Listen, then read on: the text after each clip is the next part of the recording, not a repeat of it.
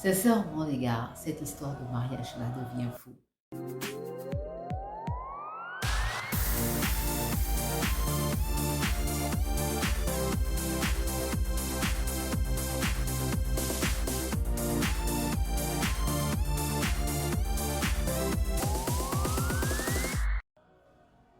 Les gens ne savent même pas ce que vous avez vécu dans certaines relations.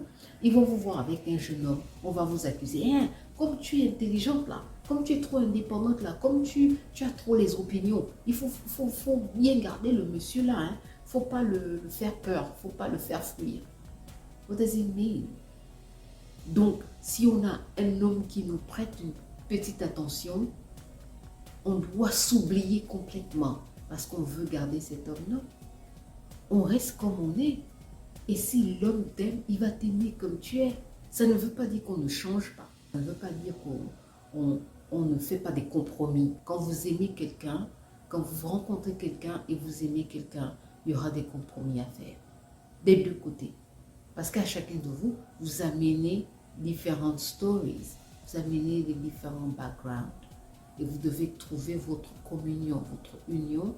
Ça doit être une symbiose des deux, une formation de quelque chose de nouveau. Donc il y a certaines choses qui seront enlevées, il y a certaines choses qui seront gardées des deux côtés pour que vous formez le nouveau noyau. Ça, c'est comme ça.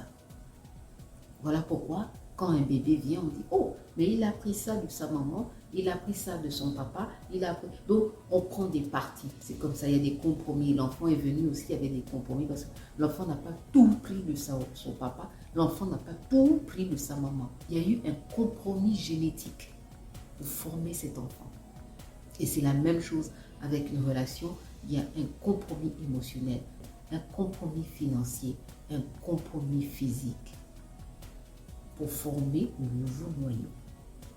Donc, les gens qui sont en train de parler, en train de dire que, oh, voilà, tu vas le faire fuir, hein, tu vas l'intimider, ils ne savent même pas qui est cette personne dans la maison. Ils ne savent même pas que la personne qui est dans la maison, c'est un rancunier, c'est un paresseux, c'est un parleur, c'est un menteur, c'est un ceci, c'est un cela. Ils ne savent pas. Et toi, tu vas te forcer à garder quelqu'un comme ça dans la maison juste parce que tu ne veux pas qu'on dise que, ah voilà, il y a un homme de plus qui vient de partir. It is what it is. Vous pouvez toujours vous procurer de votre propre copie de pensée encourageante disponible en ce moment sur Amazon. Donc, il faut se connaître. On ne dit pas qu'il n'y a pas les femmes compliquées là dehors. On ne dit pas qu'il faut chercher Jésus de Nazareth ou bien des Washington. Ce qu'on est en train de dire, c'est qu'il faut se connaître toi-même. Il faut connaître ta valeur. Et il faut prier de trouver quelqu'un aussi qui se connaît lui-même et qui connaît sa valeur. Et quand vous vous rencontrez, vous vous admirez, vous vous appréciez et vous savez que, avec elle c'est comme ça, avec lui c'est comme ça. Et vous formez votre union. Si ça ne marche pas, au moins vous savez que, le monsieur là, même si ça ne marche pas, si on a des enfants, je sais qu'il sera là pour ses enfants. Je sais qu'il va s'occuper de ses enfants. La fille là, si ça ne marche pas, je sais qu'elle va bien s'occuper de mes enfants. En fait, c'est ça. Donc, aux parents, aux amis, c'est gentil ce que vous faites. Mais vous mettez aussi la pression sur beaucoup de nos sœurs là dehors d'aller se mettre dans des relations dont elles ne sont même pas supposées être. Elles rentrent dans les relations, on les frappe là-bas, on les bastonne, on les maltraite, mais elles sont dans la relation. Parce que ce n'est pas toutes les femmes qui ont le courage de dire que je veux être indépendante. Ce n'est pas toutes les femmes qui sont comme ça. Il y a des femmes qui ont vraiment besoin, qui ont besoin d'être acceptées au fait. Et elles vont rester là-bas dans le mariage, dans la relation, juste parce qu'il faut qu'elles soient acceptées par le rang de société qui est devant elles. Et nous avons les pires cas où ces femmes-là sont tuées par leur mari. Ces femmes-là sont malheureuses dans leur foyer, mais elles doivent prétendre. Tu ne vis pas ta vie à la hauteur de ce qu'elle doit être, tout simplement parce que tu vis la vie des autres. Tu vis la vie que les autres t'imposent. Essayons de revoir ce cas-là dans notre communauté.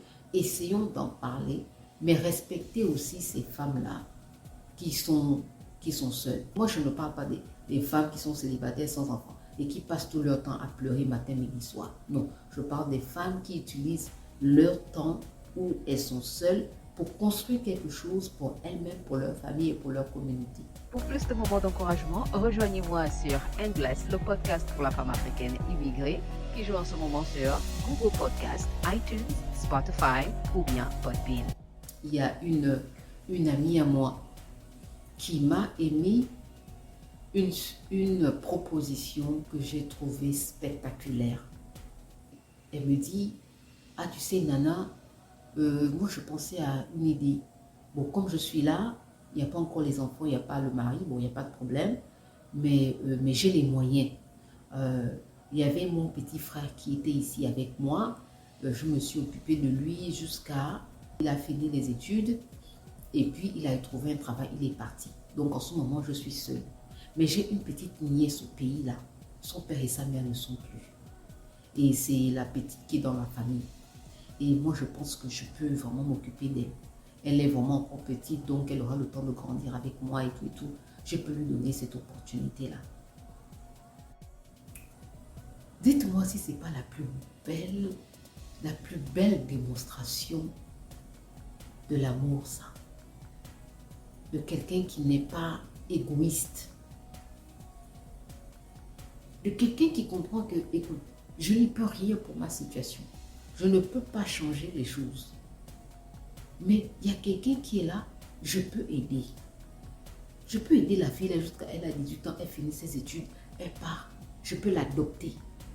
Donc, elle avait envie d'adopter sa nièce légalement afin que la nièce vienne rester avec elle en Europe. La nièce va grandir avec elle, elle va élever la nièce, elle va éduquer la nièce jusqu'à ce que la nièce aussi prenne son envol. Tu donnes l'opportunité de parenter un enfant qui n'a plus ses parents. Voilà ce que quelqu'un peut faire.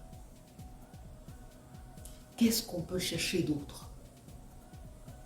Donc, ne pas avoir des enfants, ce n'est pas une maladie. Même si le docteur vous dit que vous ne pouvez pas physiquement avoir un enfant, ce n'est pas une maladie, c'est juste un état qui est là. Parce que vous ne savez pas, il y a beaucoup de femmes qu'on a dit qu'elles ne pouvaient pas faire d'enfants et un bon jour. Et puis un bon jour, elles sont tombées enceintes. Donc pour moi, ce n'est pas une maladie. Ce n'est qu'une condition. Elle n'est pas contagieuse. Elle n'est pas due au sorcier ou à la sorcellerie. Et si c'est le cas, si c'est vous découvrez que c'est dû à la sorcellerie et des choses qui ont été faites par des ancêtres, then il faut prendre les étapes qu'il faut pour casser le lien. Il y a aussi d'autres raisons pour lesquelles certaines femmes ne sont pas enceintes. C'est parce qu'elles ne font pas. Tu ne peux pas être enceinte si tu ne fais pas.